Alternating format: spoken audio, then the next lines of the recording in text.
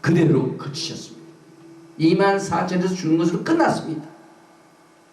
그는 자신을 이스라엘 위치에 놓으셔서 우리들의 죄를 위한 죄값을 받으신 그 비느하스를 통한 예수님의 모습을 여기서 우리가 봅니다.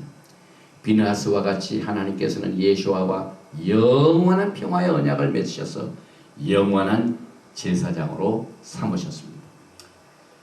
이 비느하스와 같이 또 예수와께서는 하나님을 위하여 질투함으로 이스라엘 자손을 속죄했습니다. 여기 이제 화면을 보면은요, 비느하스라는 말이 나오죠. 근데 이 비느하스의 이름은 원래가 히브리 말로는 빈카스라고 합니다. 빈카스. 이 빈카스라는 뜻은 노새 입이라는 말입니다. 그래서 성경에 노순 심판을 말합니다. 그래서 이 비느하스가 사람들이 더 이상 심판을 받지 않도록 그것을 그치는 이것 때문에 나머지 사람들이 죽지를 않았습니다. 그 빈카스의 이름을 히브리 말로 보면은요, 이게 잘 보이진 않지만은 요 두 번째 자 유드가 위에서 밑으로 내려왔습니다. 그런데 이 유드라는 것은 히브리 글자로 뭘 의미하냐면은 손을 의미합니다. 이 손은 여기 이제 10번째 글자죠. 그런데 이 비느하스의 두 번째 이름 중에 두 번째 글자 요드가 쭉 내려오는 것은 조그만 손의 일이 하나님의 나라에서는 크게 인정을 받는다 하는 것을 여기에서 우리가 배울 수가 있습니다. 그 다음에 민수기 25장 12절에 그러므로 말하라. 내가 그에게 나의 평화의 언약을 주리니.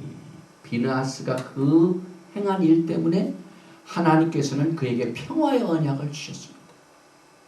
지금 이 시간에 살아있는 사람은 한 사람도 이 평화의 언약을 받지 못했습니다. 왜? 우리가 이 땅에 사는 동안 어떻게 평화만 가질 수가 있습니까? 평화를 깨뜨린 요소들이 얼마든지 있는데 비느하스는 그 순간부터 하나님으로부터 상을 받아가지고 평화의 언약을 약속받았습니다. 그건 뭘 의미하냐면 하나님께서는 절대로 비느하스에게 더 이상 진노하지 아니하시고 하나님과 영원한 평화 관계를 갖는다. 이게 얼마나 큰 축복입니까? 지금 우리가 이 땅에 살면서 평화 하나를 위해서 사람들이 지금 얼마나 노력을 하고 있지만은 그래도 평화는 아직 없습니다. 평화의 왕이 오셔야만 됩니다. 그런데 비느하스는 이 땅에서 지금부터 3,500년 전에 평화의 언약을 받았는데 이 히브리 말로 샬롬, 이 평화는 이렇게 쓰여집니다. 신, 라메드, 그 다음에 바, 멘.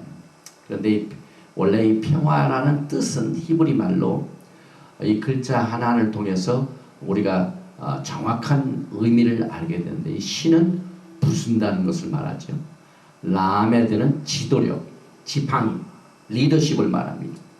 그 다음에 이 밥은 못을 딱 부딪히고 연결시키는 못을 말합니다. 맴은 이 세상의 물결 같은 이 세상의 혼동 이것을 말합니다. 그래서 샬롬이라는 뜻은 히브리 말로 무슨 뜻을 가지고 있냐면 평화라는 것은 무슨 의미를 가지고 있냐면은 혼동에 서로 연결되어 있는 지도력을 부서뜨리는 겁니다. 혼동의 지도력을 잡고 있는 자가 누굽니까? 마귀죠. 사탄이죠.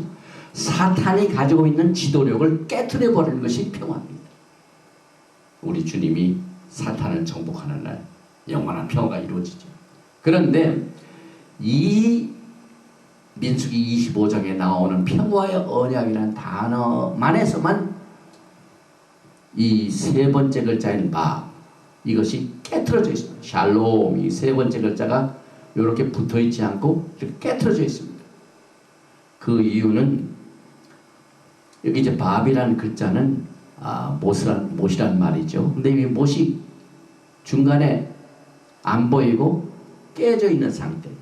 이것은 민수기 25장 12절의 평화라는 샬롬 단어만큼은 우리들의 궁극적인 구속을 위해 메시아의 상함에 대한 그림을 보여주고 있습니다. 예수님께서 십자가에서 못을 받으셨지 않습니까? 그러니까 이 밥이란 글자는, 이 못이라는 것은 히브리 글자 중에서 6번째 글자입니다. 히브리 글자 중에서 6번째, 이렇게 밥. 하나, 둘, 셋, 넷, 다섯, 6번째. 근데 이 6번째는 인간을 상징합니다. 그러니까 인간이 상함을 당했다. 이건 뭘 의미합니까? 평화의 언약을 위해서 누군가가 그 몸 일부가 상함을 당합니다. 이것이 바로 예수님께서 행하신 일입니다. 우리 예수님께서는 여러분과 저의 죄값을 치르시기 위하여 그 양손 양팔이 그만 못을 박으셔가지고 상함을 얻게 되었습니다. 그래서 이 샬롬이라는 그 뜻에다가 이 비느하스가 그 창을 가지고 죽인 것처럼 예수님께서 죄값 때문에 상함을 당하시는 그 모습이 평화라는 글자에 못이 딱 잘라진 모습으로 우리에게 이 사드 레벨, 이 토라는 하나하나가 비밀에 속해 있습니다. 메시아에 관한 한 주님께서 숨겨놓으셨습니다. 그래서 주님을 뜨겁게 사랑하고 막 주님의 질투를 가지고 죄에 대하여 울고날 줄 알며 하나님을 섬기는 자들에게는 하나하나를 보여주시는데, 특별히 이 비느하스가 나의 질투함을 내가 보였다. 지어러스. 이 질투란 말은 히브리 말로 카나라고. 카나. 초대교회 시절 유대인들 중에서 로마를 대적하는 열심당원들이 있었는데, 그 열심당원의 세력들을 전부 질롯이라고 합니다. 질롯. 이 질롯이라는 말이 질투심이라는 말이에요. 열심을 낸다는 말이에요. 열심당원. 로마가 와가지고 이스라엘을 억누르는 것을 그냥 두지 아니하고 열심으로 그들을 대항했던 그 세력들을 질롯이라고 합니다. 그래서 출애굽기 20장 5절에 보면은 이 비느하스가 나의 질투함을 내가 보여주었기 때문에 평화의 언약의 상을 받았는데, 그 질투심을 가지고 있는 하나님에 대하여 우리가 이 토라를 통하여 배웁니다. 출애굽기 20장 5절에 그것들에게 절하지도 말며 그것들을 섬기지 말라. 나 여호와 너의 하나님은 질투하는 하나님인즉 나를 미워하는 자의 죄를 갚되 아비로부터 아들에게로 3, 4대까지 이르게 하거니와. 또 요한복음 2장 17절에 제자들이 성경 말씀에 주의 전을 사모하는 열심히 나를 삼키라는 것을 기억하더라. 여기 열심, 질러, 질투심입니다. 또 마가의 다락방에 성령이 임할 적에 거기 있었던 사람들이 쭉 열거되죠. 사도행전 1장 13절에 들어가 저희 요한은 다락에 올라가니 베드로, 요한, 야고보, 안드레와 빌립, 도마와 바돌로메, 마테와 및 알페오의 아들 야고보, 셀롯인 시몬. 이 셀롯 열심당원인 시몬이라는 말입니다. 그래서 야고보의 아들 유다가 다 거기서, 사실상 마가의 다락방에 있었던 120명은 전부 다 열심당원입니다. 왜? 아버지께서 약속하신 것을 예루살렘을 떠나지 말고 기다리라. 그 기다린 것을 열심을 내서 열흘 동안 기도하면서 기다렸더니 성령이 임했습니다. 우리가 이 마지막 때 예수님을 기다리는 일에도 열심당원이 되어야 돼요. 비느하스가 열심을 냈기 때문에 하나님부터 평화의 언약의 상을 받았습니다.